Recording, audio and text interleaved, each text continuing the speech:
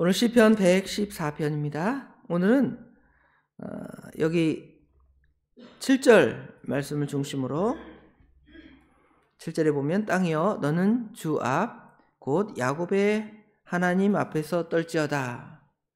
이 말씀을 중심으로 땅이여 하나님 앞에서 떨지어다 라는 제목으로 하나님의 말씀을 상고하겠습니다. 땅이여 하나님 앞에서 떨지어다. 자, 시편 113편, 우리가 지난번에 다뤘던 113편부터 118편까지를 할렐시라고 말씀드렸습니다. 할렐루야 할 때 그 할렐이겠죠. 이 할렐시들은 주로 절기 때에 찬성하던 노래입니다. 6월절이나 7.7절, 수장절, 또 수전절 이런 절기 때에 이 시를 낭송했다고 합니다. 그 중에 지난 시간에는 시편 113편을 다뤘는데요. 오늘 114편에 이 말씀을 계속 연이어 상고합니다. 이 할렐시를 원래 히브리 명칭으로 할렐 미츠리 그랬는데요. 이 미츠리는 이제 미츠라임, 애굽을 가리킵니다.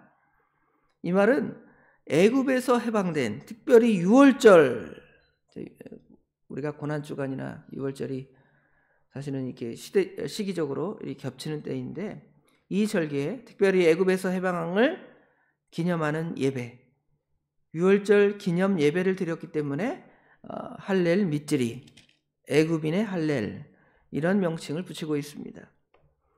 그것처럼 오늘 시편 114편은 이스라엘 백성들이 출애굽하는 장면을 아주 잘 묘사하고 있습니다. 이스라엘 백성들이 애굽에서 나와서 그 홍해 바다를 건너는 장면이겠죠. 여기 3절에 바다 그러면 무슨 큰 태평양, 대서양, 인도양 그런 바다를 생각하는데 유대인들이 바다 그러면 그 지중해 바다를 생각하든지 아니면 홍해 바다를 생각을 하겠죠. 바다가 도망했다. 또는 요단은 물러갔다 그랬죠. 요단은 우리가 잘 아는 요단강입니다. 이스라엘 백성들이 출애굽해서 가장 먼저 처음 만난 어려움, 그 처음의 어려움이 그 홍해 바다를 건넌 시험이라면 이스라엘 백성들이 가나안 땅에 정착하게 되는 그 첫 번째 과정은 요단강을 건너가는 거죠. 그 하나님의 놀라운 그 출애굽과 가나안 정착의 역사가 그 안에 담겨져 있는데요. 이 시는 그것을 다 알면서 그와 같이 고백하고 표현하고 있습니다. 애굽에서 나왔다. 이집트에서 땅에서 나왔고요. 특별히 여기 보면 야곱이 집안이 다른 언어, 야곱의 집안이 언어가 다른 그런 민족, 애굽에서 나올 때에 그 장면을 이렇게 보여주는 것이죠. 마른 땅, 강을 마른 땅처럼 건넌 그 장면을 지금 114편은 잘 묘사하고 있습니다. 자, 그럼 더 구체적으로 1절부터 보면 1절은 지금 아까 말한 대로 서론의 설명을 드렸고요. 2절에 보면 유다는 여호와의 성소가 되고 이스라엘은 그의 영토가 되었다고 설명하고 있습니다. 여기 성소 그러면 거룩한 장소겠죠. 지성소, 성소 이런 개념으로 생각을 해볼 수가 있습니다. 성소 그러면 이제 성막이 생각이 나는데요. 성막은 아마 한 곳이 성막이 아니라 여기저기 이렇게 옮겨 다닌 개념. 언제까지 그랬냐면 다윗이 언약궤를 모신 이후 또는 솔로몬 시대에 와서 예루살렘에 성전이 세워지기 전까지는 성소가 여기저기 옮겨져 있음을 우리가 생각해 볼 수가 있습니다. 그런데 오늘 본문에는 유다가 여호와의 성소가 된다는 것이죠. 유다, 특별히 예루살렘이 유다의 성소가 되었다는 것을 우리에게 보여주는데 아마도 이 시가 쓰여지고 불려진 것은 분명히 출애굽 이후고 이스라엘이 가나안 땅에 정착해서 또는 이스라엘 백성들이 다윗과 솔로몬의 그 왕국 그러한 시대를 살면서 과거의 역사를 회상하면서 그와 같은 찬양들을 드리는 것을 우리가 생각해 볼 수가 있겠죠. 그런데 그 성수는 또 어떻습니까? 그 성막, 성전은 또 이스라엘 백성들이 타락해서 하나님께서 이스라엘 백성들을 바벨론의 포로로 잡혀가게 하죠. 또 예루살렘 성전은 또 어떻게 됩니까? 다 회파되고 사라져가는 장면들을 생각합니다. 또 성전이 1차, 2차, 3차 이렇게 새로 지어지는데 그 성전도 다 어떻게 되죠? 회파가 됩니다. 주후 70년이 되면 로마의 디도 장군이 와서 예루살렘 성전을 완전히 다 파괴하고 그 이후로는 다시 예루살렘에 성전이 없습니다. 유대인들은 통곡의 벽이라 그래서 그 한 벽 쪽에다가 뭐 자기 그 소원, 기도의 제목들을 종이로 꽂아놓고 기도하는 장면만 유대인들의 모습을 통해 생각해 볼 수가 있습니다. 그런데 여기 보니까 2절에 유다는 여호와의 성소가 된다는 거예요. 그러니까 그것이 단순하게 어떤 특정한 성소, 오늘날로 말하면 무슨 그 성지순례와 같은 특정한 장소의 어떤 그런 개념들이 아니라는 것을 유추해 볼 수가 있죠. 아마도 이 성전 성소의 진정한 의미이신 예수 그리스도를 이 안에서 유추해 볼 수가 있습니다. 예수님께서 친히 이제 성전이 되신다 그랬죠. 이 성전을 헐어라. 내가 3일 만에 다시 짓겠다. 이 말씀은 무슨 말씀이시냐면 예수님의 십자가의 죽으심과 부활하심을 통해서 이제는 지역적으로 어떤 장소적으로 하나님이 있고 하나님이 존재하시는 그것이 아니라 예수님 안에서 예수님을 통하여 그 성전이 완성되어지고 또 그 예수 그리스도를 믿는 모든 성도 개개인이 성전에 보면 우리가 하나님의 성전이라고 그랬죠. 그 하나님의 성전이라는 말이 건물 성전을 말하는 것이 아니라 성소, 나오스, 우리 마음이 하나님의 지성소라는 개념들을 분명히 담고 있음을 알 수가 있습니다. 결국은 이 장면이 출애굽의 장면이지만 사실은 우리 하나님께서 하나님의 택한 백성을 구원하셔서 하나님의 자녀 삼아 주시고 우리 성도에게 성령이 거할 전을 만드셔서 하나님이 우리를 결코 떠나지 아니할 것을 이 안에서 또 유추해 볼 수가 있습니다. 예수 그리스도를 통하여 완성된 성전, 또 택한 백성들을 통하여 우리 주님께서 성령 하나님께서 영원히 내주하실 그 은혜가 지금 출애굽 사건을 통해서 우리가 유추해 볼 수가 있게 되는 것이죠. 또 이스라엘은 그의 영토가 되었다 그랬는데 출애굽한 이후에 하나님께서 가나안 땅을 이스라엘의 영토가 되게 하셨습니다. 그러나 예수 그리스도께서는 이 땅에 오셔서 하나님의 나라를 선포하셨습니다. 회개하라, 천국이 가까웠느니라 그랬죠. 이 세상에 예수 믿는 사람이 점점 많아지니까 각각이 다 성소가 되는 겁니다. 예수 믿는 사람들은. 그리고 예수 믿는 사람이 지금 여기에만 있는 것이 아니라 전 세계로 흩어져서 전 세계가 다 하나님의 나라가 되는 개념들. 그 개념 앞에 우리는 하나님의 놀라운 역사를 보게 되는 것이죠. 한 민족을 구원하신 하나님, 전 인류를 구원하신 하나님, 그 하나님 앞에 우리는 7절의 제목처럼 땅이여 너는 주 앞 곧 야곱의 하나님 앞에서 떨지어다. 얼마나 위대하시고 엄청나신 하나님이시라는 것을 우리가 알 수가 있습니다. 구속의 하나님, 그 구속의 하나님을 보고 지금 누가 놀라고 있습니까? 사람은 미련해서 타락해서 모를지도 모르겠지만 여기 바다, 요단강, 산, 작은 산, 이런 산들이 다 어떻게 해요? 도망하고 물러가고, 이거는 이제 하나님의 심판에 대한 두려움을 표현하는 것이죠. 반대로 산들이나 작은 산들은 어떻게 합니까? 뛰놀았다 그랬죠. 이게 뛰노라는 것은 뭐냐면 기쁨과 즐거움의 상징이겠죠. 우리 주님께서 이 땅에 초림하실 때이든지 아니면 재림하실 때이든지 이 세상은 두 반응 중에 한 반응이 나타날 수밖에 없습니다. 주님 어서 오십시오 하는 기쁨의 장면, 어린 양같이 뛰노는 장면, 그러한 장면을 상상해 볼 수 있고요. 반대로 물러가고 도망하고 무서워하고 하나님의 심판을 진짜 막 두려워서 벌벌 떨 수밖에 없는 그러한 개념이 우리 마음속에 이 본문은 상상이 됩니다. 즉 이 말씀을 구원론적인 관점으로도 생각해 볼 수 있고요. 또 종말론적인 관점에서 또 생각해 볼 수가 있는 것이죠. 땅이여 하나님 앞에서 떨지어다. 이 세상의 피조물들이 다 그렇게 두려워서 하나님 앞에 떠는데 정작 하나님을 모르는 우리 인간들은 어떻습니까? 하나님을 두려워하지 아니하고 교만하고 거스리고 대적하는 것이지. 어제 신학교에 가서 박 목사님께서 박광 목사님이 설교하시는데 하나님을 두려워하면 세상에 두려울 것이 하나도 없다는 거예요. 그렇죠? 그런데 하나님을 두려워하지 않으면 어떻게 돼요? 세상의 모든 것이 다 무서운 거예요. 하나님 앞에 지금 여기 하나님 앞에 떤다라는 것은 우리를 구속하신 그 하나님 앞에 떨면 세상에 무서운 것이 없고 우리에게는 영원한 기쁨이 오는 것입니다. 그러나 하나님을 대적하는 사람들은 어떤 떨미입니까? 하나님을 공경하고 하나님을 두려워하는 경외하는 떨미 아니라 무서워서 벌벌 공포에 떠는 그 하나님. 여러분 하나님은 어떤 하나님이십니까?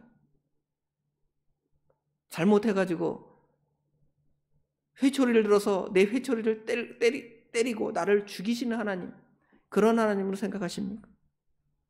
아니면 여기 도망하고 피하는 사람들도 있지만 그 하나님 앞에서 순양처럼 어린 양처럼 기뻐 뛰노는 그러한 장면을 우리가 상상해 보는데 그러한 삶을 우리 하나님 앞에 살아가십니다. 모든 피조물들이 그와 같이 굴복하게 되는 것이죠. 그래서 오늘 본문 아까 7절에 보면 온 땅이 우리 하나님 앞에 굴복하게 되는 것입니다.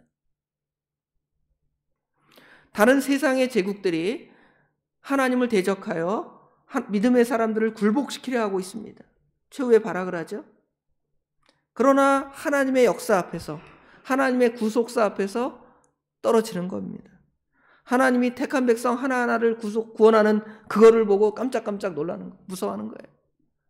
내가 죄를 나의 노예로 삼고 죄의 노예로 삼으려고 했는데 제가 예수님을 믿고 하나님을 섬기니까 그 앞에서 벌벌 떨 수밖에 없는 것이죠. 하나님의 나라, 하나님의 교회가 점점 왕성한 것을 보고 두려워 떨 수밖에 없는 것입니다. 그리고 하나님을 대적하는 자들은 다 멸망당하는 것이죠.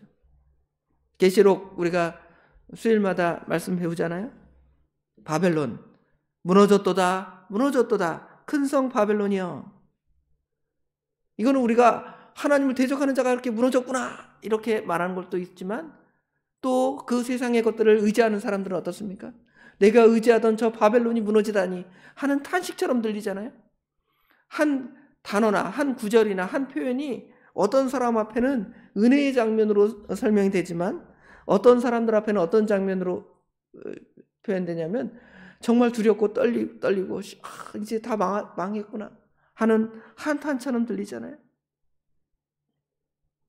비록 우리가 연약해 보일 수 있습니다.